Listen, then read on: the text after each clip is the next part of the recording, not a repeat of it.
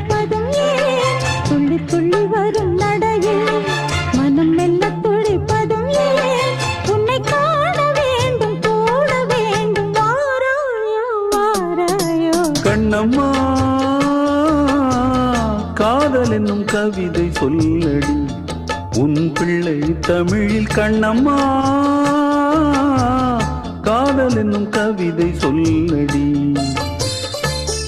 உந்தன் கிள்ளை மொழியினில்